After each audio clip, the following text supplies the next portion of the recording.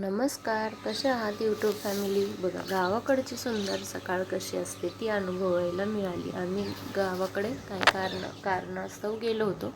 श्रावण महिना तर चालूच आहे, पण अशी सुंदर सकाळ पाहून मन एकदम शांत होतं. बघा, पक्ष्यांचा आवाज, किलबिल. गावामध्येच आहे घर आमचं.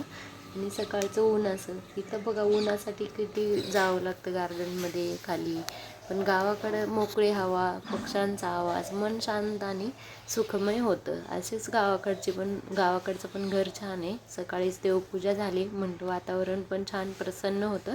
चला मग शूट करूया देवपूजेचं म्हणून केलं होतं. आणि हे आमच्या गल्लीमध्ये नरसोबा मंदिर आहे, दारामध्येच आहे. नरसिंह जयंती पण मोठ्या उत्सवात साजरी केली जाते. आता गौर पण झाली होती, त्याचा पण कार्यक्रम खूप छान झाला होता.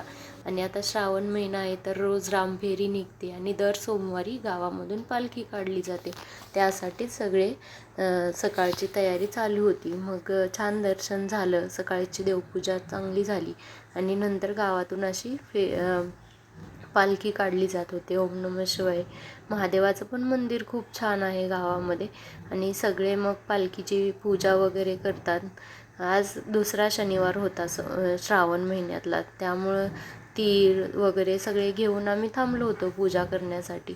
मग प्रत्येक जणाच्या दारामध्ये ते थांबून दर्शन घेत होते सगळेजण. मग माझ्या सासूबाई आज आवरल्या होत्या, आज सोमवार आहे त्यामुळं.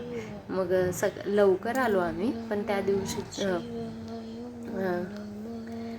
पूजा केली. आणि आज तीळ होते ना, दुसरा सोमवार असल्यामुळं ते शिवमूठ तीळ होती, त्यामुळं मग अशी काही पूजा केली. गावाकडचं वातावरण खरंच खूप सुंदर आणि मन प्रसन्न करणारं असतं. शहरात कितीही फिरलो तर निवांत जर कुठं वाटत असेल तर ते आपलं गाव आणि आपलं गावाकडचं वातावरण. चला भेटूया नेक्स्ट ब्लॉगमध्ये. व्हिडिओ आवडत असेल तर लाईक करा.